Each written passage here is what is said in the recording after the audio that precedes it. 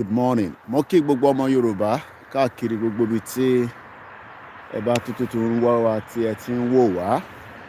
Mo kí wa pé ṣé dáadáa ni a tún jí sí èní Friday 17th of May 2024.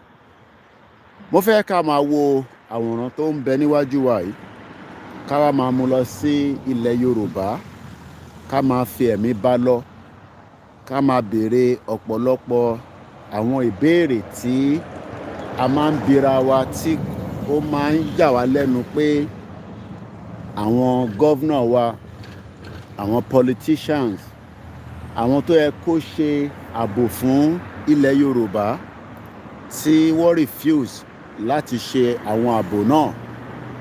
Mo fẹ́ ká wo gbogbo ohun tí mo fi wọ̀n wáyìí, ká wá máa bira wa léèrè pé kí ló dé tí ọ̀dọ̀ tiwa ṣe yàtọ̀ nígbà tí olóko bá dáko tó ń expect pé kóun kó èrè oko, kó wá jẹ́ pé àwọn Fúlàní, àwọn dáràndáràn, àwọn pàyànpàyàn, àwọn ajínigbé, àwọn tí wọ́n fẹ́ jẹ́ kí ilẹ̀ Yorùbá kó ní lọ síwájú.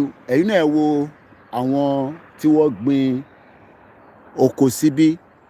Ǹjẹ́ tí màálù bá dé, ẹ̀dẹ̀ rí pé gbogbo ń tó ṣe fún security oko yẹn ni wọ́n ṣe lọ round ẹ̀, wọ́n gbin àwọn irúgbó báyìí. But ṣé ó possible ṣá pé kí ilẹ̀ Yorùbá náà rí báyìí, kí a lè dá oko kó dẹ̀ mọ̀ pé tó bá lọ sùn, tó bá máa fi jí láàárọ̀, kò ní sí ẹnì kankan tó máa yọ ẹ́ lẹ́nu láti wá wọnú oko tó máa di pé wá da màálù síbẹ̀. Màálù bá jẹ oko tán, wá tún pa ẹni tó ní oko náà. Gbogbo ẹ̀yin tẹ́ wọlé, mo kí ẹ káàbọ̀ sórí ètò. Ẹ bá wa pín ètò náà. Mo kí bàbá wa Professor Adébánjí Akíntóyè. Gbogbo ohun tí bàbá Akíntóyè rí leléyìí tó fi ń kígbe, tó fi ń pariwo pé àfi tíran Yorùbá bá dá dúró, àfi tá a bá kúrò nínú Nàìjíríà ni ó lè fún wa ní adequate security láti lè fi ní proper economy tiwa. Torí pé agriculture, tẹ́ bá rí gbogbo ilẹ̀ tẹ́ ń rí, agriculture is one of the most important. Mo ń ka news lánàá, wọ́n ní Nàìjíríà ní di $320 million láti fi cover poverty. Kí ló ń fa poverty? Nǹkan kan ló ń fa poverty, kò dẹ̀ ju pé látara pé gbogbo ilẹ̀ Yorùbá pátá, láti ìlú Èkó lọ sí Ògùn state, títí dé Ọ̀yọ́, Ọ̀ṣun state, títí dé Ondo state, Èkìtì state, wọnú Kwara àti Kogi, gbogbo ibi tílẹ̀ Yorùbá wà pátá, a lè dá oko mọ́ gẹ́gẹ́ bí àwọn baba ńlá wa ṣe ń ṣe tẹ́lẹ̀. A wá lọ sí àwọn ìlú oríṣiríṣi, a lọ import oúnjẹ wa. À ń lọ sí Latvia, a lọ import wheat nígbà tí a ní ilẹ̀ tó yẹ káwa náà lè máa fi dá oko. Àmọ́ ìdí tá a lè fi dá oko kò ju pé àwọn olóṣèlú wọ́n fi adequate security fún ọmọ Yorùbá mọ́ láti lè gbin nǹkan nínú oko wọn. Àgbàdo ni, ẹ̀gẹ́ ni, ọsàn ni, pineapple ni, kòkó ni, gbogbo kí nǹkan tí olúkálukú fẹ́ gbìn láti lè fi máa mú ọwọ́ lọ sẹ́nu, kí àwa lè máa lè rí nǹkan náà tà. Àwọn Fúlàní terrorist wọnú igbó pẹ̀lú wa, wọ́n jẹ́ ká lè rí ṣe. Àwa ń béèrè lọ́wọ́ àwọn gọ́vnà wa pé ẹ̀ṣẹ̀ wo gan la ṣe? Ṣé ó dìgbà tá a bá máa import gbogbo nǹkan máa jẹ wá láti ta ni? Ìyẹn ò lè work, and these are all the reasons tí a ṣe máa ń fi ọ̀pọ̀lọpọ̀ àwọn nǹkan báyìí. Kò wá ń ṣe yẹn nìkan, kò wá síbi tó wà ní gbogbo àgbègbè ilẹ̀ ibi tí a wà yìí tí ẹ̀rù máa bẹ̀ pé Fúlàní kan máa jí ẹgbẹ́ débi pé wọ́n máa béèrè ransom. Tá bá dẹ̀ wí lọ wí bọ̀, tá sọ fún àwọn ọmọ Yorùbá pé ọ̀nà tí ó tọ́ fún wa nísìnyí pé ká kúrò ní Nàìjíríà, ṣe lọ́mọ Yorùbá tún máa dàbí ìgbà tó jẹ́ pé a ti ṣẹ̀. Wọ́n máa wá bi wá pé àwọn ò fẹ́ Nàìjíríà, àwọn fẹ́ Yorùbá nation, àmọ́ a gbọ́dọ̀ gba àṣẹ lẹ́nu àwọn olóṣèlú. Èmi wá ń béèrè pé ṣé àwọn olóṣèlú rẹ́dì láti fún wa ní Yorùbá nation tá à ń béèrè fún? Ẹ̀yin náà máa wo gbogbo fọ́nrán tẹ̀ ń wò yìí. Eléyìí ò kì í ṣe film trick. It is the reality nípa pé adequate security tí kò bá ti sí nínú country, you are not likely to get investors. Mo ti sọ lánàá, gbogbo ìgbà ni màá máa sọ. You are not likely to bring anything into the table because ìlú tí kò bá ti sí adequate security, nothing seems to work in those countries. But the Yoruba people that we continue to tell that Nigeria has failed us. A very good morning. Mo kí gbogbo wa. Ẹ má bínú pé it is going to be a little bit of movement because mo ti ń try láti mú kankan jáde nínú bag mi, so ìyẹn ló ń fa a bit of movement. But at least the most important thing is you can all see, and it's a very beautiful weather. The sun is coming out, and that shows that we are now coming into a full winter. Summer rather. As I always say, àwa ni ká béèrè fẹ́tọ̀ wa, and that is why under the leadership of Professor Adebanji Akintoye, a non-violent movement called the Yoruba Nation, we continue to ask, what is our offense? What crime have we committed that the Yoruba land, that the ẹwo gbogbo lẹ́yìn, ẹ̀rí bó ṣe lọ far away, gbogbo tó gbìn síbí ló máa ká. Farmers around the world are very rich. They are one of the most richest people, but it is not the same in Yoruba land and likewise other parts of Nigeria today. We've not been able to have farmers that can be proud of being a farmer. And the reason is because we've had terrible, very terrible situation that many of our farmers have been killed. Many of them can no longer do what they love to do very well. And what we now say to our leaders is that, is it not high time that we say that Yoruba people should start thinking about a total exit from this contraction known as Nigeria? Nigeria has never worked. It is not likely to work. And there is no amount of prayer that will revive and bring back the true Nigeria that you all know probably maybe some years back. These are all the reasons we are now asking the question, is it still worth it fighting for a country that does not have a future? Ǹjọ́ wọ́tẹ̀ ká máa sọ pé a fẹ́ Nigeria when Nigeria doesn't want us? And truly, Nigeria doesn't want anybody. The only people that Nigeria wants are the Fulani terrorists that wants to take over our land and take over what actually belongs to us as Yoruba people. And this is why we are saying, let us come out of Nigeria now. Ẹ jẹ́ ká kúrò nínú Nigeria. Nigeria has failed everybody. Complete breakdown of the fraudulent 1999 constitution that is being used to govern Nigeria today. Bring that constitution down, and then let us ask every Nigerian whether we still want to remain one or not. It is not by force that we have to remain one. And if we are going to remain one Nigeria, are we going to remain in a country where many lives are being lost because there is no security, there is no good healthcare facilities, and the life of many people continue to be in danger? And this is more on many reasons why we are now asking the question, should we not say enough is enough and then peacefully start thinking about a total exit of Nigeria? But ọ̀pọ̀lọpọ̀ ọmọ Yorùbá ní ká má worry that things will change. It's just that it will take time. In Jesus' name and inshallah, pé gbogbo nǹkan ṣì máa dáa. Ó kàn jẹ́ pé àwọn leaders ta ní nísìn àtàwọn tí wọ́n ń govern ilẹ̀ Yorùbá, àwọn ni wọ́n ní honesty, integrity and the truth. This is what Baba Awolowo was saying when he also was in UK during the 1950s. Looking at the, the development as at the time, now things have even become much more better. We have a good road network. All these are roads that farmers can use to bring back their produce and take it to the market and sell it. Gbogbo ọ̀nà tí ó wà nínú oko ilẹ̀ Yorùbá lénìí, none of them are working because it has been a failure. We keep saying that we have bitumen. Bitumen tí wọ́n fi ṣe gbogbo àwọn títì tẹ́ ń rí. You can see the road network. You can see how the road network continue to serve mostly people around there.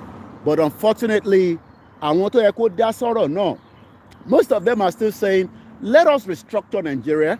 Tá bá restructure Nigeria, it will become as powerful. Bóyá Tinubu máa restructure Nigeria, I don't know. I am not sure. But it will be 1 year in office within the next couple of days. 29, I believe, President Tinubu will be 1 year in office. Then after Tinubu bá ṣe tán níjọba, the government goes back to the north. Àwọn ilẹ̀ Haúsá, why is it that àwọn lè máa ṣe oko and they are not having problem with terrorist attack? I know they do have, but ibẹ̀ ló ti ń kó tòmátò wá, ibẹ̀ ló ti ń kó ọsàn wá, níbẹ̀ ló ti ń kó oríṣiríṣi wá, but nílẹ̀ Yorùbá ti wá, àwa náà ní gbogbo tí ọ̀pọ̀, many diaspora as an example would love to be a farmer because farming is a good business. It brings heavy returns. It also has its own issues, but the most important thing is you must have a government, you must have a system, you must have a government that is dedicated to support farmers, to support the economy, to support enterprises. But unfortunately, that is not going to happen in Nigeria. And many Yoruba people, táwọn sọ fún pé kí nìkan tí a lè ṣe, there are other things we can do. Ẹ jẹ́ ká béèrè fẹ́tọ̀ wa. Ẹ̀tọ́ tá à ń béèrè fún yìí has nothing to do with a political party. None of the politicians or the political party has the will, has the desire, has what it takes to give you exactly what you want. But many people continue to live in denial. And this is one of the reasons why àwa wá sọ pé, okay, if this is not going to work, ṣe jẹ́ ká bring down this system that the British created for their own business enterprise. Àwọn ṣe business. You can see that the British farmers are making money, but the Yoruba farmers are not making money because Fulani terrorists continue to disturb them. A rí pé àwọn farmers tó wà ní Europe, they are doing very well. Why are they doing very well? It's because there is adequate security for the farmers as against no security for the Yoruba farmers and those in the southeast and the middle belt and almost every part of Nigeria. But tabawi lo tabawi bo, Yoruba people will say things will change. Kakoshe suru díẹ̀ sí, let's give time, let's give more for the politicians to do the needful. Ǹjẹ́ wọ́n bí rí pé politicians wọ́n máa ṣe the needful? Do you think that the politicians are going to do the needful? I don't know. Ẹ bá mi fi sínú comment section. All we are saying is that it is time now that we do say it the way it is. Nigeria has failed and it is not likely to work. There is no amount of praying. Prayer kọ́ ló fẹ́ solve the problem in Nigeria. It is about putting the right thing in place. Mo wo accident kan tó ṣẹlẹ̀ ní Ìbàdàn lánàá. No any emergency, not even the smallest emergency to support people. Yes, we have accident in UK. I can tell you that a 6-year-old boy died yesterday in UK nígbà tó jábọ́ lórí 15th-story building. Àwọn council nísìn ti jẹ gbèsè because paper tí mò ń kà láàárọ̀ yìí ó jẹ́ kó yé wa pé àwọn family ọmọ yẹn ti ń complain pé window kitchen tó break yìí ẹ wá fix ẹ̀. But as we know, council will have to explain what led to the reason why tí wọ́n ṣe fix window yẹn tí ọmọ ọdún mẹ́fà tó fi lọ climb nínú kitchen wọn tó wá jábọ́ látòkè kọ́lọ́run ọba Elédùmarè kó bá wa foríjì. Yes, there are issues. I am not saying that living in UK, mo sọ fún yín pé UK is under substantial in terms of the terrorist level. there is likely pé wọ́n lè attack ìlú yìí ní anytime any day anywhere. Wọ́n ò wá fi àdúrà ṣe, gbogbo tó ń ṣe ni pé they are putting all the effort láti lè make sure pé terrorists ò ní rí ìlú yìí attack. But tá bá wí lọ tá bá wí bọ̀, ṣe làwọn tó wà nílé máa ń bi wá pé ṣé torí pé a wà nílùú òyìnbó la ṣe máa ń sọ̀rọ̀ báyìí. Yes, it's because in tí bàbá Awólọ́wọ̀ náà rí nílùú òyìnbó pẹ̀lú ọba Elédùmarè tó bá wa fún ní ọgbọ́n àti òye, kọ́lọ́n bá wa fi bàbá yẹn níbikíbi tó bá wà báyìí tó ń wọlé Yorùbá tá a máa sunkún lójoojúmọ́ pé Ọ̀ṣínbàjò dà nísìn. Ọ̀ṣínbàjò was under Buhari for 8 years. Ààrí àǹfààní Yẹmí Ọ̀ṣínbàjò, not even in his hometown, kàmáì ti sọ nílẹ̀ Yorùbá kankan, because kò provide gbogbo ohun tó ọmọ Yorùbá expect. Àwọn Fúlàní ni wọ́n gọ́vùnù ìjọba Ọ̀ṣínbàjò, ìyẹn the former vice president, fún ọdún mẹ́jọ tó lò. I just wanted us to see again, because tá a bá sọ àwọn ọmọ Yorùbá máa ń ní bí a torí pé àwa ò gbé ní Nàìjíríà la ṣe ń sọ̀rọ̀ báyìí. No, kí ló lè mú ọmọ Yorùbá fẹ́ gbé níta? Many of us would love to relocate back to Yoruba land. Tí bá láǹfààní màá fẹ́ lọ gbé níjẹ̀bú Òde, tèmi náà máa ní oko báyìí tí màá máa gbìn kan, tí màá dẹ̀ máa expect pé Fúlàní kan gbọ́dọ̀ wọnú bẹ̀ kó wá jẹ oko, kátẹ̀ wá sọ pé Fúlàní wọnú bẹ̀. Can you report to the police? Iṣẹ́ òun ọlọ́pàá máa ṣe. Ọlọ́pàá ò rí kankan ṣe. Tó bá lọ report àwọn Fúlàní fún ọlọ́pàá, àwọn tó ń fẹ́ màálù yín ranches ló yẹ kẹ́ kọ́. You have a ranch. Gbogbo ìgbà láti fi bí tí bá tún dé ipò míì nígbà míì níjọ́ míì tí bá débi tí wọ́n ti ń sin màálù, mo ti fi wọ̀nyí so many times because I love going towards most of the rural areas so that màá lè ní fresh air and then other things that I do as well. But tá bá sọ lọ sọ́bọ̀, ẹni tó wà nílé ní ká shut up. The dollar láàárọ̀ yìí mo sọ fún yín pé ó ti ń lọ sí 2000. Ẹni kì í gbẹ́nu sọ̀rùn, ẹni lágbára Jésù Kristi, Ọlọ́run ní jẹ́ kí dọ́là kó wọ 2000. Why are you living in denial? Kí ni nǹkan tẹ́ ń produce tí ẹ fẹ́ fi make sure pé dọ́là ò ní lè? Mo kí gbogbo ẹni tẹ́ ń wọlé, ẹ má bínú pé mo lè dárúkọ because of the time this morning and you know I'm always on the move. But lágbára Ọlọ́run a máa ṣe program ní weekend or bí a ti bá délé later. But for now, as you can tell, this is coming up to 7:30 láàárọ̀. Gbogbo èèyàn ló ti jáde, olúkálukú ló ń lọ láti lè lọ survive. Survivor to the fittest. Ẹni tó fẹ́ lọ ṣiṣẹ́, ẹni tó fẹ́ lọ ṣe research, ẹni tó fẹ́ ṣe content, bàbá ṣe content mo wá ṣe fún yín láàárọ̀ yìí nísìn. Right? But in terms of ni pé ká shut up. Mo tún bi wálé nǹkan sí. Tí bá ní owó, mo fẹ́ padà lọ sí Ìjẹ̀bú Òde, mo fẹ́ dárú oko báyìí. But mo expect pé tí bá wá lọ sùn, tí bá máa fi jí láàárọ̀, gbogbo wàhálà àti ìdààmú tí mo ṣe nínú oko mi tí kò tẹ̀ tún ṣe mechanized farming. Àwọn eléyìí nísìn mechanized farming ló ń lò. Àwọn ò lo all those old methods, mechanized farming ló fi ṣe gbogbo tẹ́ ń rí.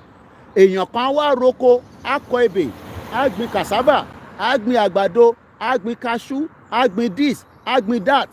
Màálù á wá wọnú bẹ̀. Màálù tó jẹ́ pé o fẹ́ tà ní ìwọ ló ní màálù. Màálù tó níyẹn ìwọ ló ní business tiẹ̀ nìyẹn. O wá fi business tiẹ̀, o fi ń kó bá business tó ní business. But nítorí pé kò tí ì kan ọ̀pọ̀lọpọ̀ àwọn èèyàn, ọ̀pọ̀lọpọ̀ àwọn tó dẹ̀ ń kàn wọ̀ rẹ ní bá wọn dá sí, àwọn tó yẹ kó dá sí gbogbo wọn dákẹ́.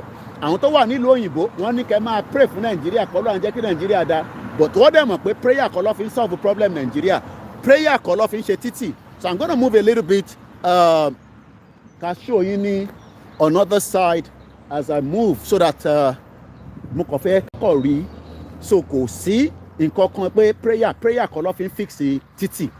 You have to work hard with your people. Àwọn tó bá ní training, train wọn, electrician ni, you will train them for different positions and different roles. Àwọn tó bá wá train yẹn, àwọn ló máa fix títì, ló máa fix gutter, ló máa fix burial ground kan lélẹ̀ nísìn. Àwọn tó ti kú kọ́lọ́n foríjì wọn. Mo rí òkú kan bẹ́ẹ̀ nísìn láti 1962. Ẹni yẹn wọ́n bí ní nígbà ọlọ́bí kò tẹ̀ rántí mọ́. No, he died 2000. Burial ground nìyẹn. Kọ́lọ́n foríjì gbogbo àwọn tó ti kú nílẹ̀ Yorùbá náà. Mo wá kí gbogbo alẹ́ nǹkan sí. Ọba Elédùmarè á bá wa wà pẹ̀lú ilẹ̀ Yorùbá. Gbogbo àwọn tí wọ́n ń gbèrò pé ilẹ̀ Yorùbá ó máa jábọ́ lọ́wọ́ wa, ó máa bọ́ sọ́wọ́ àwọn ẹlòmíì táwọn máa bá wa manage. lágbára Jésù Kristi, lágbára àwọn tó nílẹ̀ Yorùbá, níṣàlá gbogbo ẹni tó bá ń gbèrò bẹ́ẹ̀, gbogbo ẹni tó bá ń ronú bẹ́ẹ̀ pé ilẹ̀ Yorùbá máa kúrò lọ́wọ́ wa, lágbára Ọlọ́run kò ní kúrò lọ́wọ́ wa. Mo kí gbogbo ẹ̀yin ìyá wa tẹ́ ń pè wá, tẹ́ ń fún wa ní àmọ̀ràn, àwọn ìyá wa tó ń gbọ́ wa, àwọn ìyá wa kan ní Koiki, àwọn ọ̀tẹ̀ mọ bó ṣe ń comment, a lọ sí sùkúlù but à ń wò yín, a dẹ̀ ń fàdúrà ránṣẹ́ sí yín, gbogbo yín náà ni mo kí. Mo kí bàbá wa olóyè ọmọ Adéyẹmọ Ìgbòho Òòṣà, mo kí ẹ dáadáa. Mo kí gbogbo ẹ̀yin tí ẹ ń darapọ̀ mọ́ wa, a ti ń kúrò ní the farm yẹn. Ṣe rí pé gbogbo tó gbìn yìí wọ́n fi protect farm yẹn ni, okay?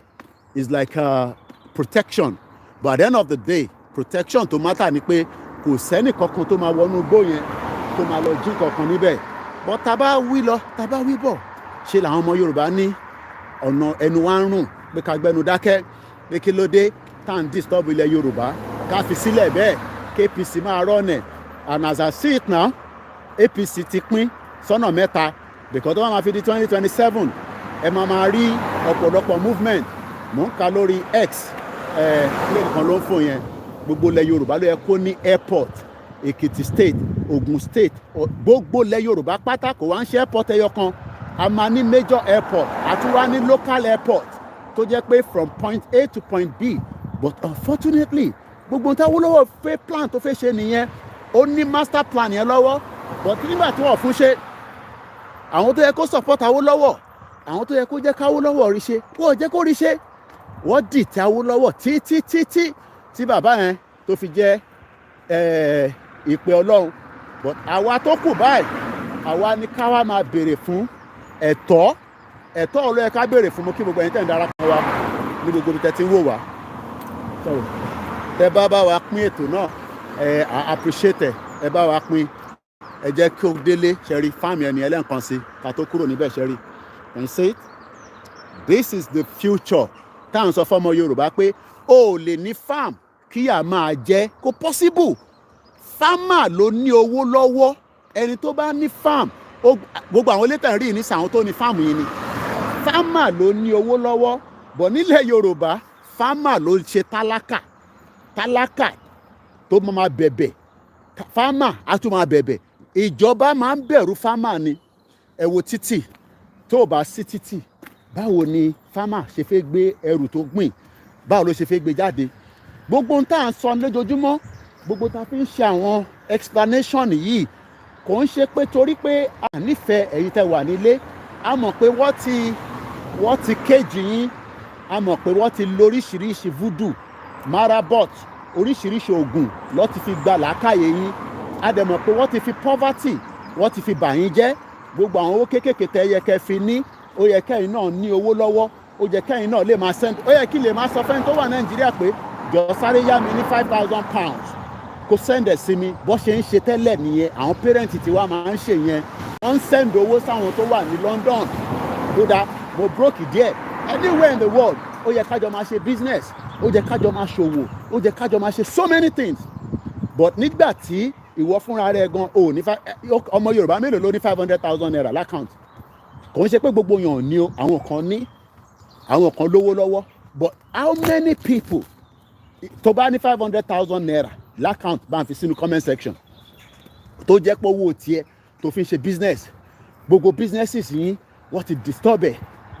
Lóòótọ́ dọ́là kọ́ là ń ná ní Nàìjíríà, dọ́là láàárọ̀ ti di 1,000, ó ti ń lọ gbérí sí bí kò tí ì pé 600 but almost 1,600.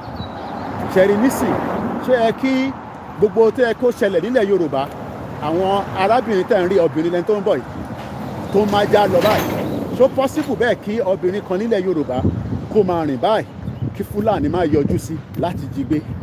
Gbogbo tá à ń sọ lélẹ̀, gbogbo tá à ń rí lélẹ̀, tá fi ń sọ pé ilẹ̀ Yorùbá. Hello dagi hello dagi. Gbogbo tá a rí lélẹ̀, sórí nísìn lórí bó ṣe rọra ń lọ yẹn, ó mọ̀ pé security ni, kò sẹ́ni tó máa attack, kò sẹ́ni tó máa lọ wọ́n yún ẹ̀, kò sẹ́ni tó máa lọ wò díẹ̀. But nílẹ̀ Yorùbá lẹ́ni nísìn, èèyàn kan ní I don't even have 100,000, talk less of 500. Èyí tó bá ní 500,000, if you have 500,000 naira in your bank account in Nigeria this morning, please help me to put it in there. And if you have up to 1 million that you are using to do business in Nigeria, some people have it, But look at Ilé Epo 2 weeks ago. Ó ti lọ pé ó máa fẹ́ pé 3 weeks nísìn.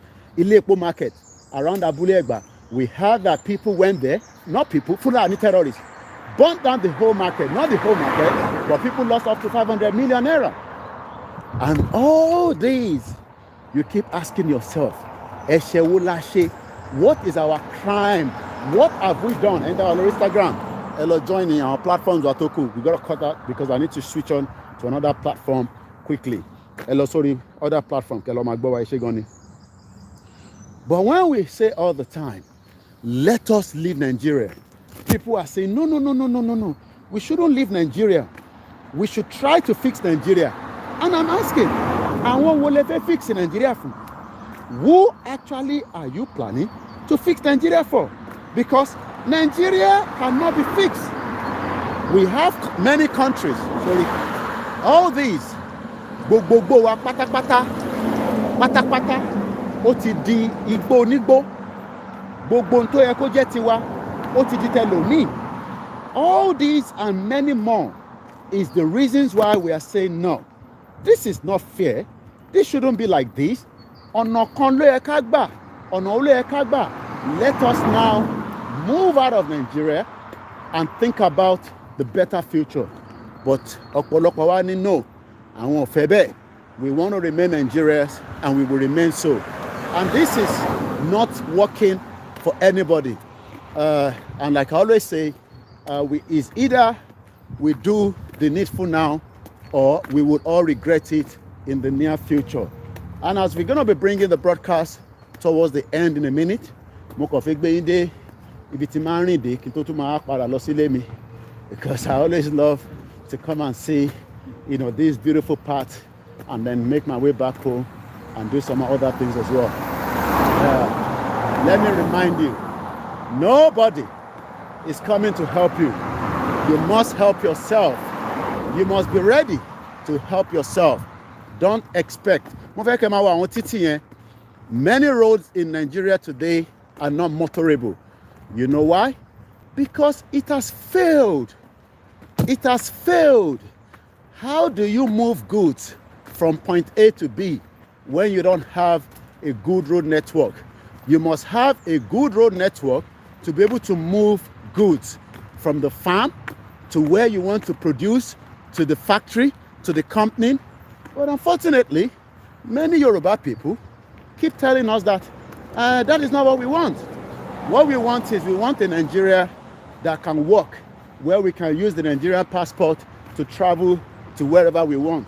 But everybody knows that that is definitely not going to happen. So, let me say, I'm a fee motorway and you will see the beauty and the network. I cannot mention all your names because it's a very, very short broadcast, and we are trying just to give you as much of what I can tell before we end the broadcast this morning. This is my own little content, and as you can see, it brings us right now back to the motorway, the beautiful motorway. As you can tell, with a lot of movement. It is not prayer, it is hard work. It is all about the hard work. It is all about the connectivity. But until we say to ourselves the truth, and nothing but the truth, that Nigeria failed everybody for 63 years. We could not connect our people. Our family tó ń ṣe church ní London, ní UK. Our family tó ń ṣe mọ́ṣáláṣí, tó máa ń travel káàkiri, tó máa ń lọ ṣe dáwà, tó ń lọ ṣe services. Wọ́n fi prayer fi ṣe o. Yes, you have to pray before you embark on the road. But you expect the government to fix the road. You expect the government to put the road in a place where everybody can drive. Yes, there's always accident. Mo wo paper. No, mo wo Twitter láàárọ̀, which is X. There was a fatal accident in America where a truck, truck yẹn padà jábọ́ sínú omi or were rescued. But it was because a driver was driving stupidly. And we do have them as well, especially àwọn ọmọ kéékèèké, àbáwọn tó bá fẹ́ test àwọn mọ́tò wọn. Gbogbo ọmọ Yorùbá mo tún sọ fún wa lẹ́ẹ̀kan sí a ti fi fáàmù wá gbogbo àwọn bíi gbótẹ̀ǹrì fáàmù ló wà ní gbogbo ẹ̀yìn ẹ̀ tó bá wà ní abroad ló máa appreciate iṣẹ́ Olódùmarè ló máa appreciate iṣẹ́ Ọlọ́run pé n tí ilẹ̀ Yorùbá ń dúró dè lélẹ̀ kí a lè máa tajà UPS ló ń lọ yẹn. ẹ má bínú. Yes, Israel never used to pray ẹgbẹ́ nǹkan kí àwọn tó wọlé díẹ̀díẹ̀ mo kí brother mi ẹ̀gbọ́n mi Simon Adébísí Gani Olóyèdè mo kí ẹ Rọ̀kúsù Ṣẹ́gun mo kí yín bàbá mi Sun Odu mo kí yín ẹ káàárọ̀ bàbá mi Adékànyà Ọlárẹ̀wájú Mr. Akanbi mo kí yín Abíọ́dún Monday gbogbo ẹ̀yin tẹ́tí darapọ̀ mọ́ wa náà ní gbogbo ibi tẹ́tí ń gbọ́ wa mo kí gbogbo yín pátápátá àtàyíká wa lórí X. Please always remember that I am just doing my own little bit Audi ló ń gbé lọ yẹn àwọn tí wọ́n lọ deliver ẹni tó ń gbé mọ́tò ẹni tó ń gbé epo different vehicles are plying the road on a daily basis. Mo kí bàbá mi Àjí salamu alaikum barikat jimoh fún gbogbo èyí tí ẹ̀ ń gbọ́ wa Mr. Fọlábí Fọlọ́runṣọ́ mo kí yín mo kí ìyá tó bí mi lọ́mọ mo kí gbogbo ọmọ Yorùbá nílé ẹ máa rántí 10 owó tọ́níkà lọ́mọdá Mr. James Ọlájídé ẹ bá send message within the next 30 seconds màá sáré appreciate yín because I'm gonna end this broadcast because mo ní láti padà sí ilé báyìí.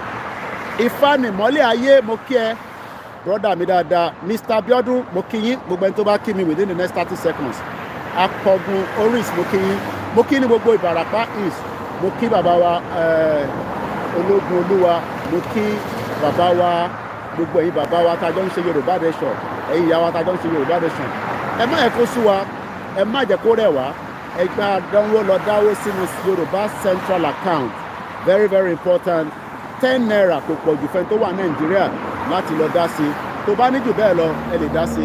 Mo kí yín Mr. Aji ẹ̀sìn kò ní ká má gba Yorùbá nation à ń ṣe Yorùbá nation kò tako ẹ̀sìn o àtakora wa ẹ̀tọ́ tí àwọn ọmọ ìbò ń jẹ tí àwa náà fẹ́ ṣẹ́rí ṣẹ́yìn náà rí gbogbo títì yẹn ẹ̀rí bó ṣe lọ níbẹ̀ yẹn òun náà ló wá báyìí.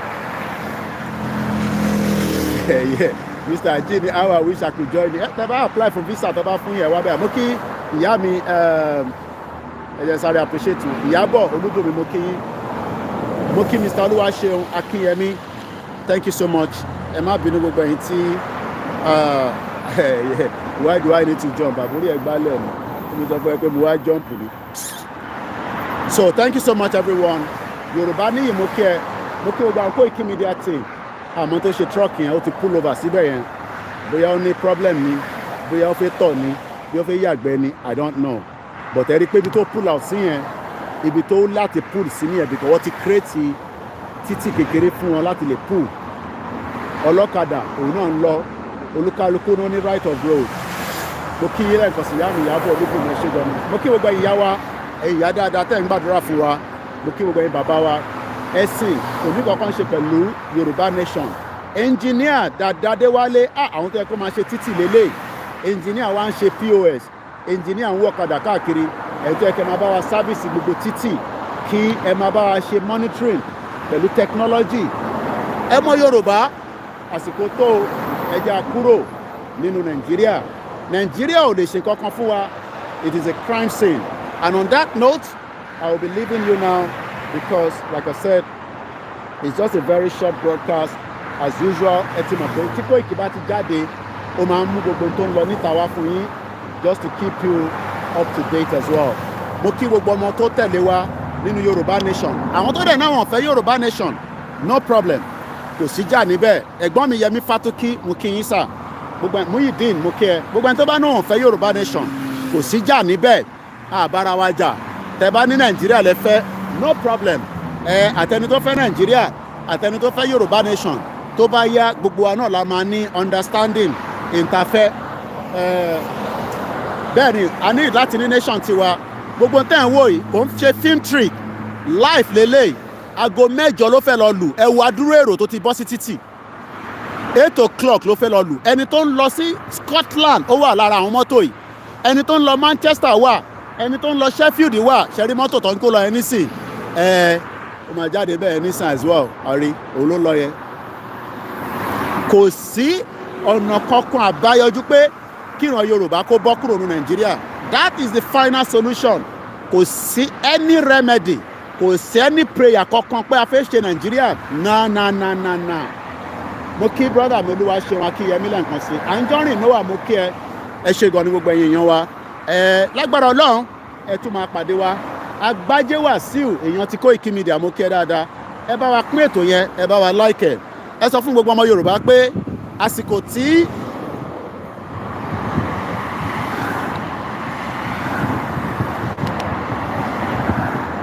tí à ń béèrè fẹ́tọ̀ wa yìí àbẹ́ẹ̀sì kankan jà o. Yorùbá nation ò bá ọmọ mùsùlùmí jà, Yorùbá nation kò bá ọmọ kírísítẹ́nì jà, Yorùbá nation kò bá àwọn oníṣẹ̀ṣe jà o. Yorùbá nation ṣe political party. Yorùbá nation ẹyọkan ló wà lábẹ́ bàbá wa Professor Adébánjí Akíntóyè, lábẹ́ bàbá wa Ọ̀túnba Adémọ́lá, lábẹ́ bàbá wa Olóyè Ọmọ Adéyẹmọ Ìgbòho Òòṣà, lábẹ́ ìlànà àti YSDM. Any other group tó bá náà ń ṣe Yorùbá nation wọ́n ń ṣe tiwọn lápò ara wọn ni, àwọn ò mọ̀ wọ́n rí, àdẹ̀ní kankan ṣe pẹ̀lú wọn. Tó bá padà wá sílé fair enough. Ìwọ tó wá ń sọ pé Koiki á ti gba country, irú country wo ló gbà tí control even the road network? Ó mà ṣe o, tí aláwọn èèyàn nílùú òyìnbó tó dẹ̀ ń gbé yín mọ́ra tó náà ti gba country. How can you have a country and you cannot even control the road network? How? Ọ̀nà wo? Báwo ló ṣe possible? How? Ó ní ẹ ti gba country, ẹ ti gbé adelé wọlé, adelé yín ò tẹ̀lé control road pé ó dá ẹ bá wa ti títì Ìbàdàn a fẹ́ túnṣe, níbo ló ti fẹ́ bẹ̀rẹ̀? All these are lies.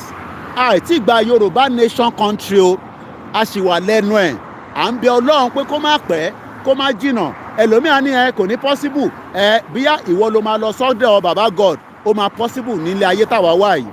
Lábẹ́ bẹ́ẹ̀ mo sọ pé assalamu alaikum wa rahmatulahi ta'ala wa barakatuh. Mo kí gbogbo ọmọ Kristẹni pé lórúkọ Jésù Kristi ilẹ̀ wa àwa la máa gbà á, àwa la ní. Mo kí gbogbo àwọn bàbá wa pé àbọ̀rú àbọ̀yè. Koikimedia bringing the world closer to your doorstep. Èní a máa jẹ́ 17th of the month of May 2024. Ire o, ẹ̀rí òrùn bó ṣe jáde, òrùn tó jáde níbí òun náà ló ń jáde ní ìlú òyìnbó. Àmọ́ problem tó wà ti Nàìjíríà ni pé òrùn Nàìjíríà wọ̀ jẹ́ ká rí nǹkan kan fi ṣe, kò gba solar panel, kò tún ayé wa ṣe. Àwa ń bẹ Elédùmarè kó jọ kó tú wa lọ́wọ́ oko ẹrú àwọn amúnisìn. Bye for now and enjoy the rest of the day. Àníri jù báyìí lọ, mo kí wa o.